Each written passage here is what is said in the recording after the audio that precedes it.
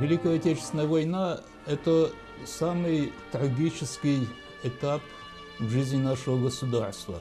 Ну а в этом этапе еще более трагически были первые годы Великой Отечественной войны.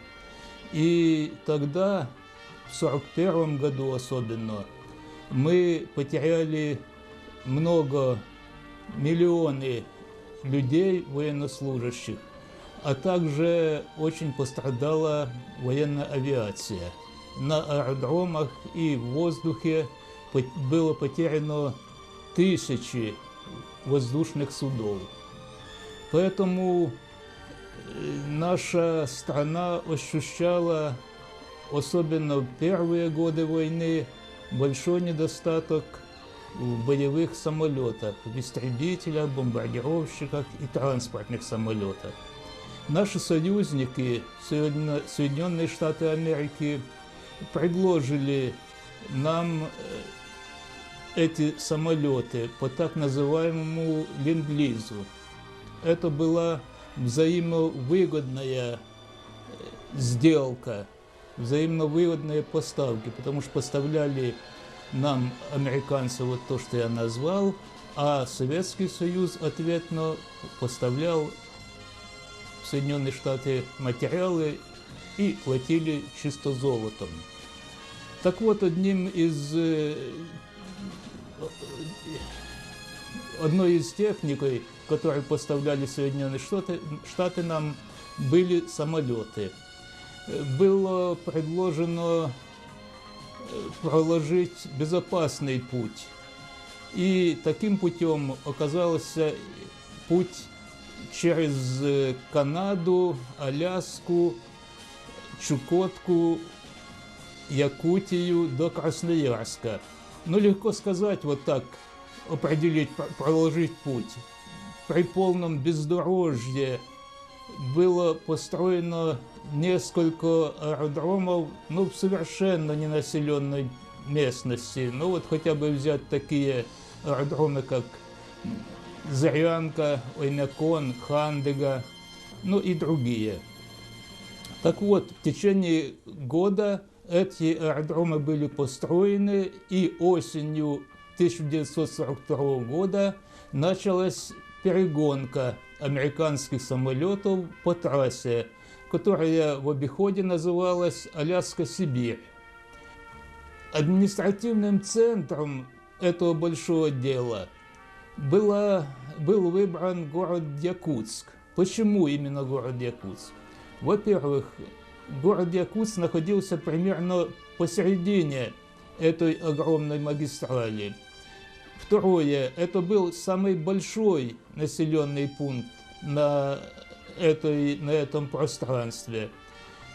Кроме того, здесь располагался самый большой радиоцентр на северо-востоке страны, который мог обеспечить связь как с Москвой, так и с Вашингтоном. По тем временам это было, чудо, потому что не было в Советском Союзе другого радиоцентра с такими огромными техническими возможностями.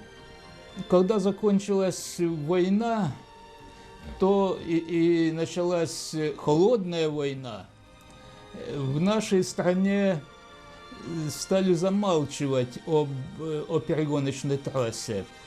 Когда рухнул Советский Союз, тогда впервые бывший посол Соединенных Штатов в нашей стране предложил отметить приближающийся юбилей перегоночной трассы. И тогда был отмечен один, другой юбилей. Начали наши ветераны ездить в Соединенные Штаты. Одной из последних больших акций, которая была выполнена на трассе Аляска-Сибирь, мемориальной акцией, стал перелет 2 транспортных самолетов, организованных обществом «Русавио» под руководством Сергея Николаевича Баранова. Они вылетели из северных районов Соединенных Штатов через Канаду, Аляску, затем через Чукотку, Якутию. Побывали здесь, были гостями в Якутске, затем в Красноярске и затем своевременно прибыли в Москву и участвовали в международной выставке МАКС-2015.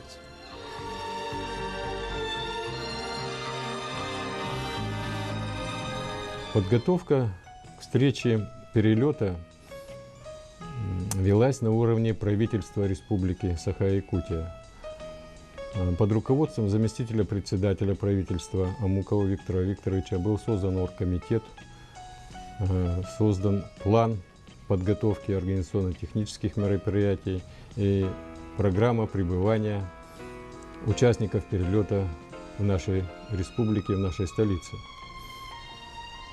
Надо сказать, что в этом плане были задействованы не только авиаторы, хотя они играли первостепенную роль. Особенно большое значение и большую работу провел Департамент воздушного транспорта под руководством Боговкова Виктора Александровича. Также были привлечены многие министерства и ведомства для обеспечения пребывания этой делегации.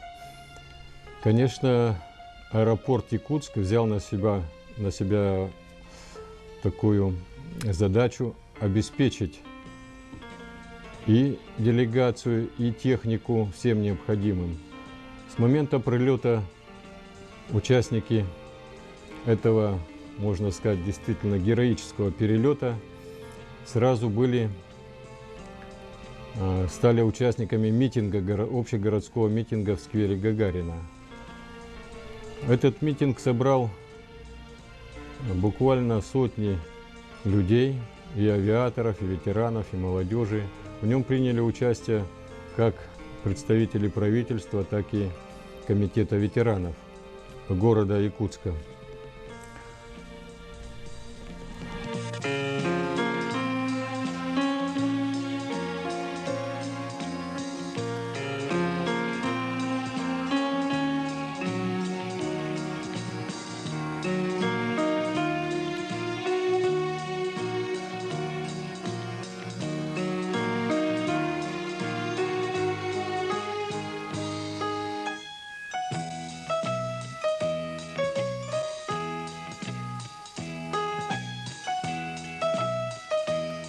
После митинга участникам перелета была предложена обширная программа их пребывания в городе Якутске. Встречу с авиаторами, ветеранами и молодежью округа в ДК имени Гагарина. Им также в выходные дни было предложено посетить наш туристический комплекс «Царство вечной мерзлоты», прогулка по реке Лени и встреча в Досафе с нашими СМИ. Пребывание участников перелета – это было большое событие не только для авиаторов, но для и города, и республики. Ведь у нас традиционно юбилеи этой трассы, начиная с ее 60-летия, каждые 5 лет проводились в городе и в аэропорту. Чествовали живших тогда еще ветеранов трассы. Наши историки и писатели-авиаторы Нигем для Ивана Ефимовича и Михаил Егорович Васильев написали не одну книгу об этом событии перегонки военных самолетов на территорию Советского Союза, на фронт. Этот мост, который был построен в 1942 году, является не только исторической памятью. Сегодняшнее событие, перелет делегатов, участников АЛСИП-2015 показали, что 70 лет нисколько не повлияли на состояние этого моста дружбы между нашими странами. И сегодня этот мост действующий, это доказали участники перелета. Они, собственно, сами стали перегонщиками тех же самых самолетов. Надо отдать должное им, что осуществление такого перелета действительно героический поступок. Этот мост будет действовать и далее.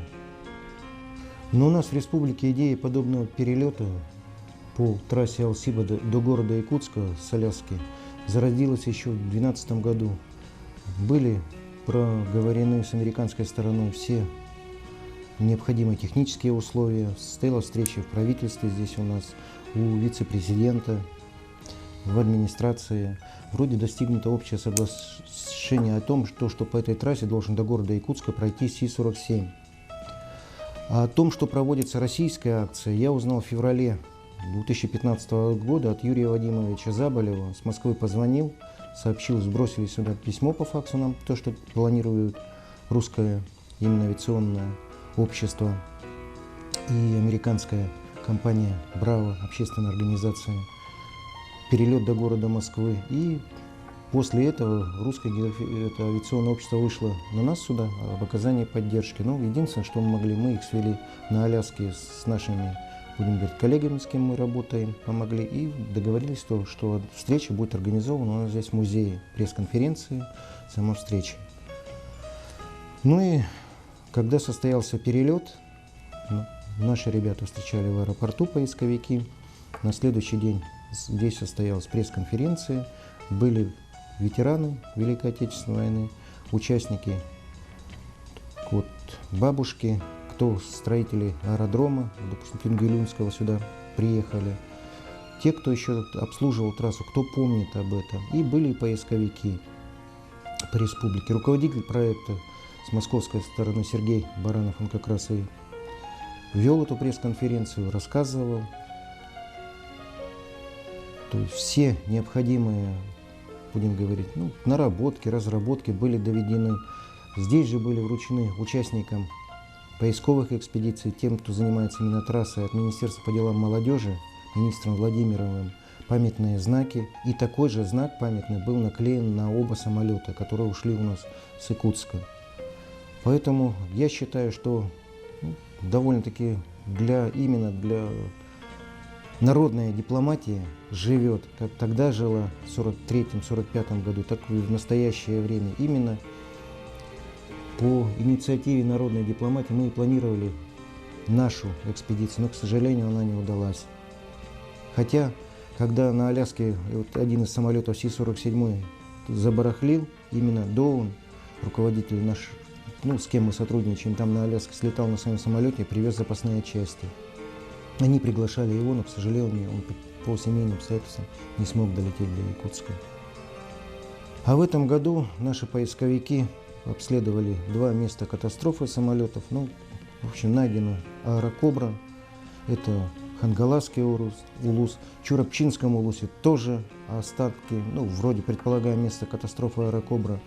И вот сейчас прозвучало то, что в Усмайском потерялись группа, наших, будем говорить, тоже наших поисковиков, но, к сожалению, это не так, их просто река отрезала, не смогли переправиться и пошли, в общем, в Усмайском у нас оказалось 2 самолета, по нашим данным. Это капитан Ковалев, который погиб в 1943 году, и А-20 «Бастон», который потерпел катастрофу в августе 1946 года, уже, когда закончилась война. А здесь они пошли на 3-й самолет, тоже найдены там фрагменты различные самолеты. Сейчас будем просматривать, что это такое.